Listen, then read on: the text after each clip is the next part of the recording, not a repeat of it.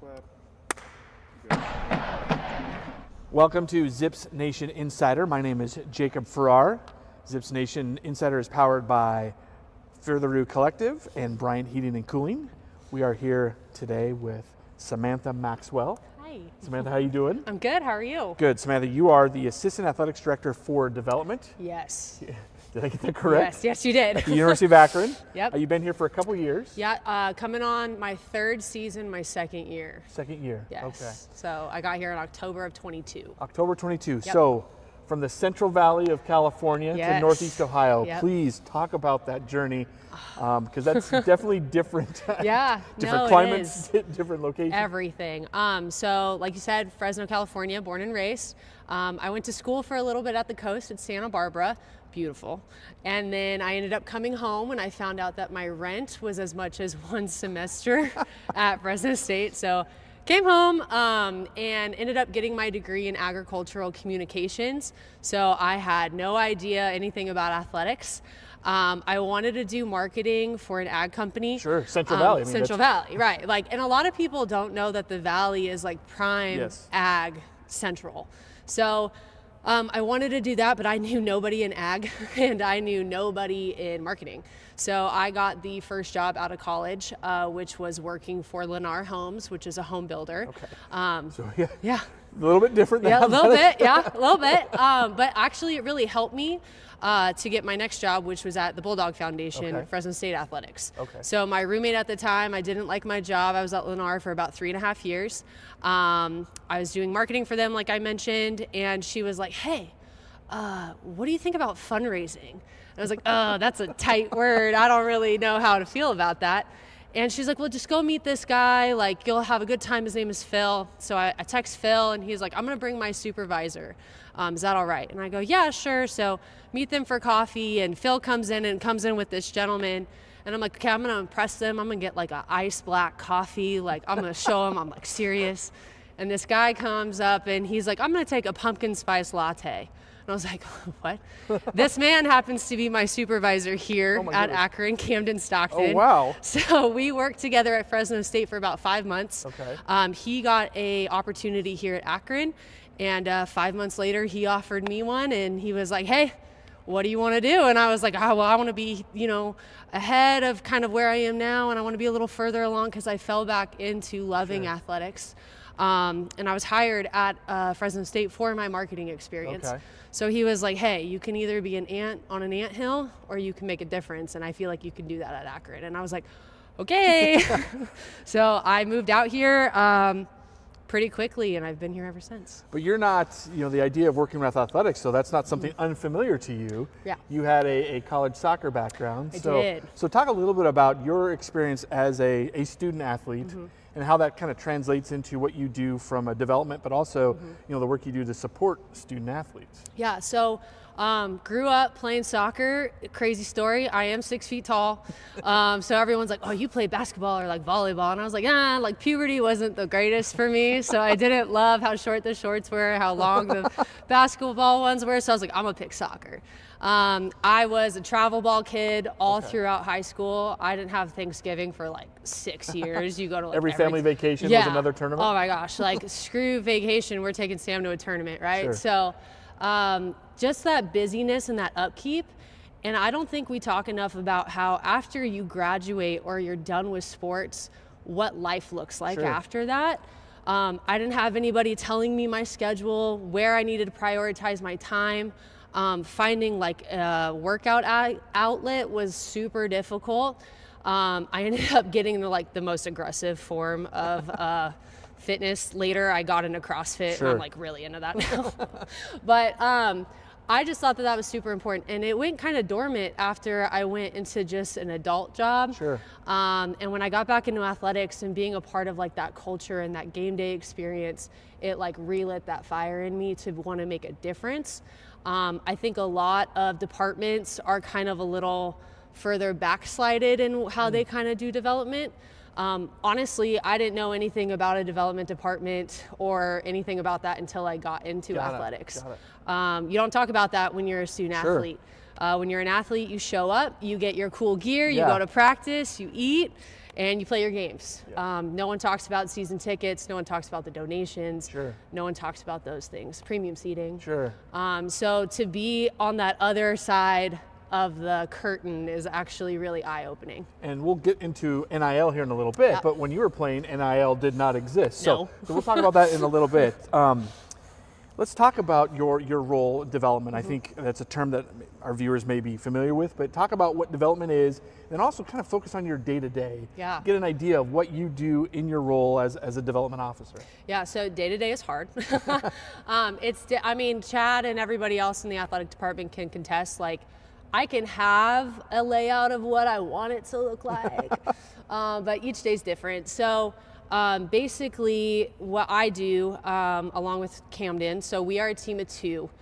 Usually at a Division I FBS school, you have over 7 to 8 people. Oh my goodness, so a little shorthanded to begin with. Very much so. We are definitely the smallest staff in all of Division I. So we wear all the hats and many hats. We are the student athlete alumni. We are the major giving. We are the premium seating. We work hand in hand with our ticket office. So we really have everything laid out month by month. So we are grounds running August 1st all the way up until the end of May. So definitely you wear many hats, party planner. Yeah, event lots planner. of events, yeah. So how does that then kind of translates into some of these major initiatives? So what are the things you've worked on? Like, so maybe some of our viewers have seen come to a game. Talk about some of those major events or major programs that kind of fall under what you've done since you've been here in Yeah, absolutely. October. So Camden and I, we count our games as events. Okay. We throw about 70 to 80 events a season. Goodness. Yeah, so we don't just work with just basketball, we work with football, we work with soccer. We work with all of our sports. So something that's important to Camden and I, August, we meet with every single one of our coaches. We ask them, hey, what would you like to fundraise for this year? We make a game plan. We have a marketing plan for them, leads all the way up to Day of Giving, execute that plan, and then we do it all again next year. So for like that type of event style stuff, we've had things such as our first pitch reception for baseball and softball. I've attended that. Yeah, good. It's very basic, but people love it. We all have had our first kickoff reception for soccer, our tip-off reception for basketball. And I mean, like I said, we have everything on game day initiatives. So we have our premium seating option for our football team. So that'll be our 5th floor, which is our club level, and our 6th floor, our suites. Camden and I oversee those. That's everything from when they walk up, they get their wristband, to like making sure that their seats are clean. Same thing with the suites, all the food is good, everyone got in okay, parking's okay. And then for basketball, we oversee the Tommy Evans Lounge. So when you walk in, there's like all those windows on top of the jar. That's the lounge. It's open an hour before every tip-off for our men's basketball home games. And we just get to hang out and talk to people. And so really it's making sure that those that come to a University of Akron sporting event are having a good time. Correct. And then thus that leads to excitement about the program. And then that's where kind of the development starts coming in. The way I can describe development is really just relationships. Sure. I mean, that's all it really is. We get to meet people from everywhere. Fresno is my home, and I know a lot of people back home, but this place has really made it feel that way because everyone here is so tied into the community. A lot of our donors are alumni. A lot of our donors are huge fans, and they've never left. They remember coming to games at the Jar when they were students here, and now they get to donate back. So a lot of my job is literally just talking to people and asking how their kids are and if they had a good Christmas, and it works out for me. I enjoy talking to people. I didn't notice that I enjoyed that until I got into this job. Yeah. And that's something about soccer too, right? So it sounds like you found kind of a perfect match career-wise then. Yeah, I know. And Akron's lucky to have you then. So collaboration, on a college campus is really important. Yeah. And obviously athletics isn't the only department. We have other academic units. Talk a little about how you've collaborated with some of those other, especially with the donor, right? The donor isn't maybe just interested in the athletic side, but how do you collaborate with some of the academic units on campus? Well, we work both ways with them. Everyone kind of does their own thing, and I think we're doing a lot better at collaborating all of that together. Academics, they do their end of the year Sashel thing for our student athletes. They have the Zippy Awards. So we like to keep those things kind of separate just for our student athletes. But if it's things that our donors are a part of, such as this beautiful gym here, we had our ribbon cutting ceremony in July. We invited fans and alumni out here to come and be a part of that. So there are some things we like to keep just for our athletes and their parents, and then other things we want to open up to the community about. You could have situations though where donors are like, yeah, I'm interested in athletics, but also the academic side. Do you work with some of those other development officers to say, you know, hey, this particular donor is interested in kind of both sides of the house? So we'll connect them. I can only do so much at that point. Yeah. But those again are just conversations that we have to have with everyone on staff. Really, I mean, at the end of the day, in your role, it's you know, someone wants to give money to the university, you're just trying to help find that match for them. So it could be on the academic, it could be athletics, and maybe hopefully everyone wins if it's on both sides. Because I know there are donors that have been very very generous with what that happens, like, for example, in the College of Business, but also here what's going on in athletics. I think a lot of it too is we live in a generation now where it's very much like social media drives a lot of those things, right? And if I don't know why I use this analogy so much, but if I give you $20 to go give me a sandwich and I ask you how that sandwich was and you didn't take a picture or show me that you were eating that sandwich, I'm like, where'd my $20 go? Yeah, exactly. So that's a lot of like what I do with my job. Sure. That's where my marketing comes in. Yeah. So for example, Day of Giving, we ask our donors for every single sport for something that maybe that program might need. My job is then when we purchase that thing, I go out there with my handy dandy iPhone 15 and I take pictures and videos, and we just share with what we're doing here. I think that's kind of been missed in a lot of programs, especially in the past. So we're trying to kind of upkeep that and show people like, hey, your money is going towards what you've given that to. Sure, we'll talk a little bit about that too, because I'm very interested in how that money is used. Yeah. As far as the donations, obviously you referenced the space we're in now, and want to make sure I get the name right, the Wentz Financial Group Player Development Center. Yes. I want to make sure I get that right. You did it well. Thank you very much. So this is, I guess, an example of one of those spaces, because it wasn't just one person, Wentz Financial. There's a number of people that help contribute to that. Also have, Skills Field is another place where, again, named for a donor. So talk a little bit about how the donations have impact, not just physical, but also, from a scholarship, even equipment, right? It's not just the place where we play, but it's also making sure that the student athletes have what they need to be successful. So maybe talk a little bit about the gamut, what runs, when someone donates to athletics, where can that go, I guess? So really it's now so more that they can give to that specific program. And I think when, you touched on NIL a little bit, you have to kind of change the verbiage now. So it's harder now to get people to donate to, hey, I want to give to your scholarship fund for this student athlete. Well, what if he's not here next year? Sure. Well, why would I continue to give money? So we try to strain away from like the specific student athlete and more so the programs in general. Okay. Yeah, so we definitely give everybody an option. I mean, it's their money. We want to contribute it to wherever they want to give. There's many parts of this gym, such as our NOAA system that was installed a couple weeks ago by another donor that we have. And so I think people are seeing the progress, and it's kind of like Legos. They just continue to add to the things that we have. When we upgrade our facilities, we upgrade our recruiting for all of our sports, and that's super important, especially nowadays when you have kids who can go for NIL or in the transfer portal. So we're just always trying to add to what we already have, because we do have great facilities. We have a great foundation already that we just try to build. So if a donor wants to give to the swim and dive program for maybe a better board, great. Like, we're going to work towards that. Sure. I'll let you know when your money's going towards that way. Take a picture of the board on the. And we have no office phones, Camden and I. Our personal number is plastered everywhere. So we get calls and texts from donors like, hey, like, how much did I give this year? Or, hey, like, when is this happening? Or, hey, can you send me the menu for tomorrow night? Like, little things like that. We're like, okay. Well, I mean, again, you mentioned this before. Your job is about relationships. So you need to be, quite frankly, at their beck and call. Like, if someone reaches out about something, you want to be, like a friend, you want to respond to that. It could be a menu. It could also be, hey, I have an idea of how my money can be used, and you want to be able to help facilitate that. Yeah. So we're with Sam Maxwell, the Assistant Athletic Director for Development here at the University of Akron in the Athletics Department. let's talk a little bit more about NIL. Okay. Because I think that's something that is a buzzword around student athletes, athletics, college athletics. So from your perspective, there is the Fear the Roo Collective, which is the collective that helps with NIL dollars. You know, where does that relationship, where do you fit within that? Is that something that you help guide funding for, or is that separate?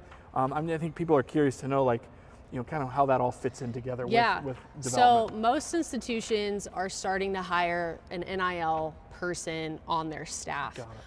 Camden Stockton is going to be mainly our main lead. So Camden oversees all of our capital projects and our major giving society, being the Summit Circle. He is like our lead fundraiser in those things, and he does a phenomenal job having those conversations.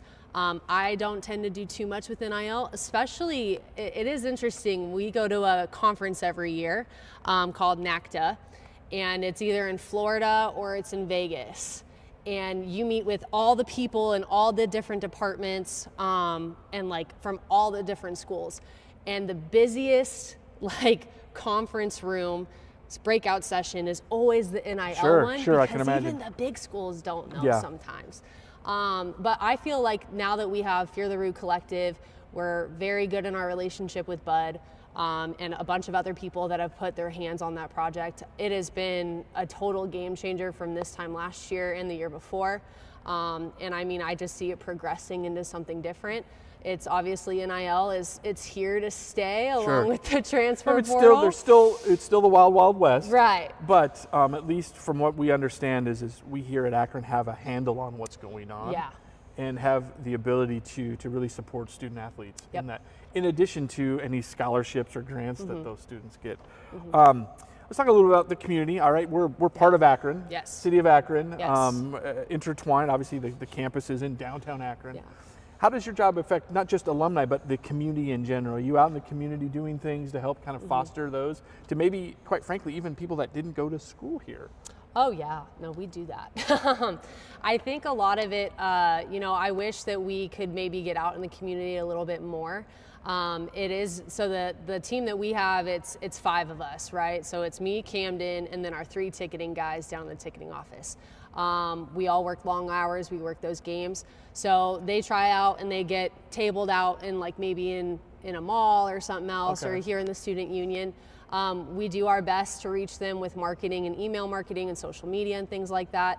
But really what it is like we try our best to wear our Akron gear when we go out in the community and people ask questions. Sure. Again, you know, I think the most famous place that we go to is Diamond Deli. And like we're trying to get those guys in, you know, like quickly. So, hang out for Coach Gross and the basketball team. Right. We give them like some of the new gear that they can hang on the wall and the new logo. So we do our best, but you know, honestly, we're seeing great transition and stride with people coming to our games now and really making a difference with those community members when they come to us, so that when they leave and they come back and they bring new people with them, they're like, oh, okay, like this is what they were talking about. Yeah, I think the last couple of years, there have been, especially at the start of the football season, there have been some kickoff things down at Lock 3. I know Lock 3 has been under construction, so maybe that prohibited from this past season, but I think it's great to open up athletics to, again, there is a community within those that graduate from here, but not every, I did not go to school here. Right? I came here as an employee to work for the College of Business. But I quickly started drinking the Kool-Aid and wear my Akron gear. Again, I did not go to school here, but definitely it's become part of our lives as our family. And I'm sure I'm not alone in that, you know, the community wants to be involved in going to sporting events. So have something like at Lock 3 where you know the band's there, the cheerleaders are there, players come down and high five the community. I think it's a great opportunity. It's crazy because Akron is kind of like a small town. And I feel like when you just have to bring them a couple blocks, like the people will come, like in Field of Dreams, right? Like build it and they will come. I kind of feel like that's exactly what we have here. But I even got to say, like we threw a tailgate at Ohio State.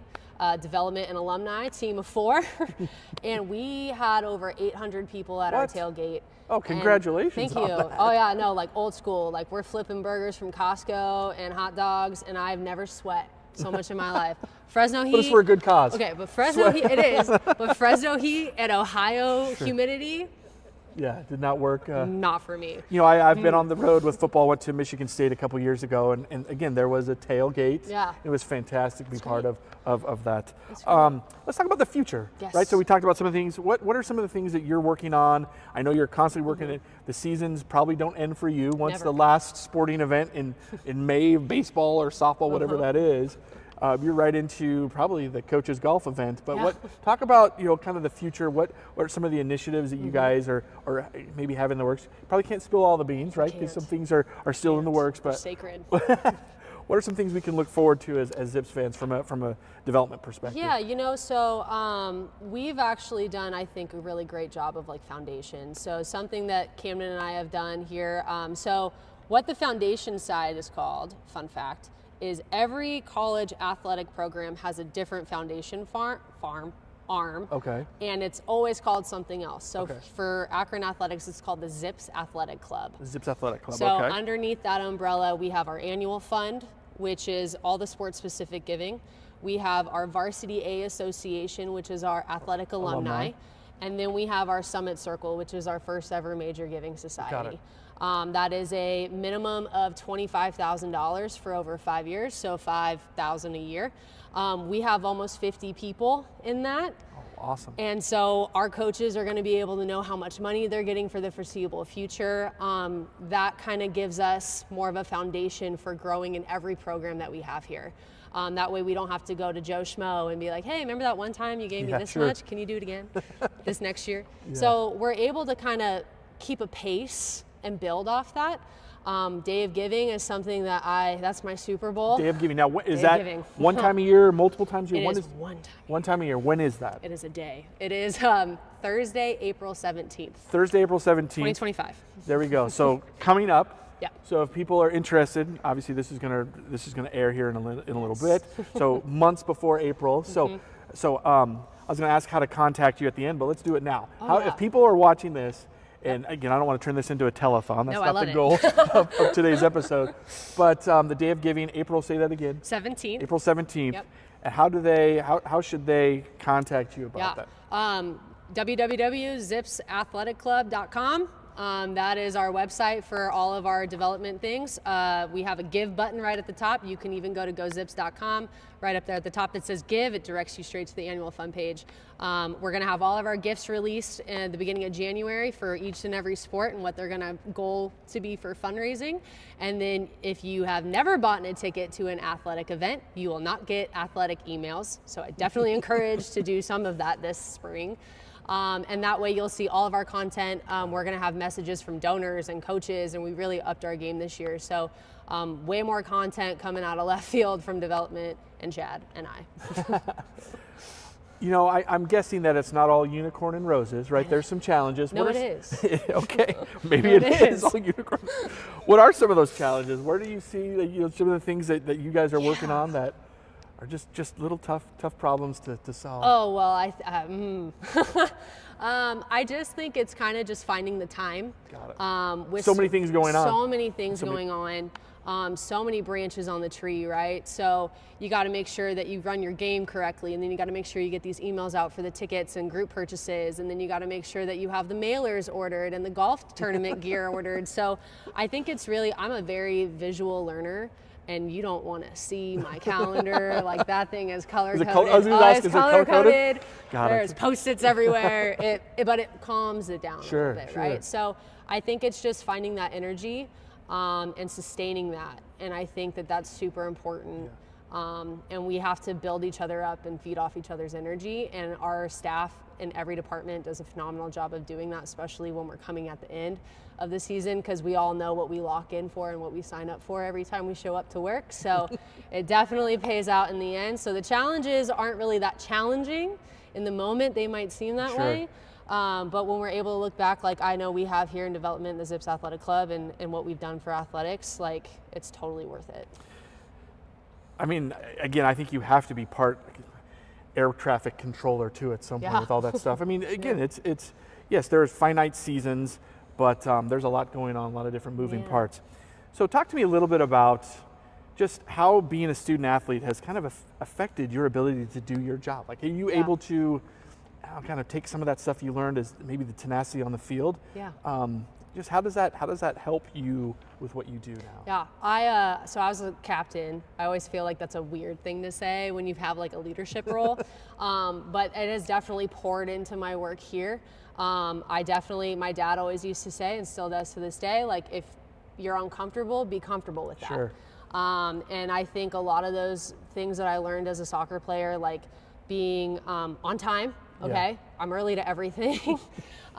Showing up if you don't know things, ask questions, like a lot of things that I learned from my coaches, a lot of things that I learned from my teammates, but also just being a part of a team again and feeling that, sure, right? Like if I'm down today, I need you to pick it up and vice versa.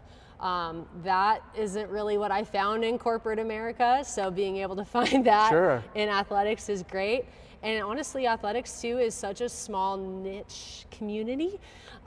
Everybody knows everybody. Yeah, oh, believe me. And then people Absolutely. move everywhere, and I'm like, I know this person over Yeah, here now, sure. and now they're over there. It's pretty infectious. Yeah. Like athletics is something that really, it can really do a lot to motivate you and be excited, especially when you start learning the stories of the students behind. I mean, they're not just athletes. Yeah, we see them on the field, but Right. when I worked for the College of Business, they were in the classroom as well. Yeah. And you get to learn about their stories, and there's some pretty amazing stories. Yeah. And it really motivates you to be successful at your job, because you know what you do probably supports what they do and be successful on the field. Yeah. So for someone that's watching that's interested in getting in development, what are some I guess advice for someone? How do they get involved and basically do what you do? What's a good path for that? I definitely think ask questions, get involved in your local athletic community. If you go to school here, come to the second floor and come talk to us. Like we are always Second floor of the InfoCision Stadium. InfoCision Stadium. Yes. Okay. You'll never find my office though, it's a maze. So just go straight to the back. There's a big sign that says Akron Athletics, just ask for my name. But I definitely, we've had a couple students, we've spoken in a couple of sports classes here, and we just tell them come talk to us. We work a lot of events, definitely need help with those events. Sure. And I think if it's really something that you want to get involved in, you have to start somewhere. And I think that it literally just starts with showing up. Yeah. It's a scary thing, I understand, but you're not going to know unless you try. Yeah, take that leap. Right, take that leap. And jump. Again, you have someone like yourself that's willing to help someone that's interested in being part of it. Yeah. And to your point, it's everyone knows everyone, so you really just need to get that foot in the door. All right, we're to my favorite part of the interviews that we do. So it is where we talk about hometown pizza. Oh, good. So where is home? What is home for you in California? Fresno. Fresno, California. Yes. So if we're going to Fresno, California, where are we going to pizza and what are we getting? You're going to Me and Ed's. Me and Ed's. You're getting an extra large combination with extra tomatoes and jalapenos and 3 sides of ranch. 3 sides of ranch. 3. 2 is not enough. 1's way My too goodness, very specific. I haven't had it in so long, and I actually had a dream about it like a week ago. So Me and Ed's. Me and Ed's. In Fresno. In Fresno. Okay. Combination, extra jalapenos. Extra jalapenos. So our jalapenos already on the combination, Yeah. and you get extra. Listen, the Valley, you got all those pesticides and things. You got to clear your sinuses.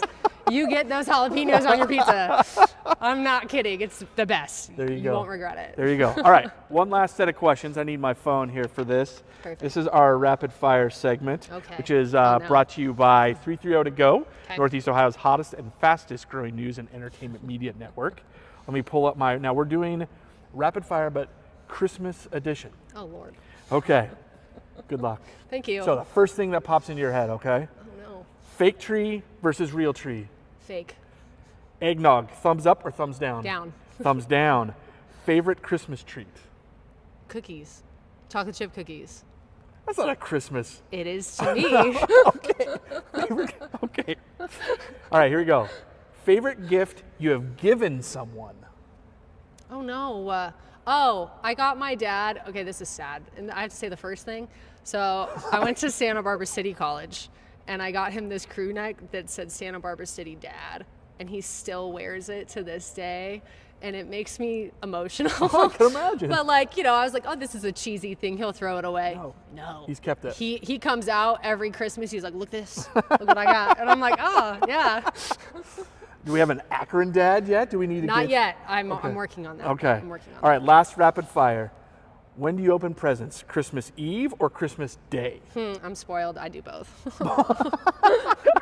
I do both. Yep. Like my mom's side, we do like some presents with her, Okay. and then the next day I do it with like my aunt, like still her Got it. family, but we open different ones. So both for you on both days. Christmas Eve I versus got like Christmas. 4 days of Christmas. Hey, there's nothing wrong with that. Nothing wrong with that. Well, thank you so much, Sam, for Yeah. coming here and being part in this beautiful facility. Yes. Thank you for your hard work that went into this, because it is a great place for not only interviews, but for the basketball team. Yeah. So we appreciate you, what you do, and also being here on ZIPS Nation Insider. So Awesome. thank you very much. Thank you for having me. Go Zips. Good.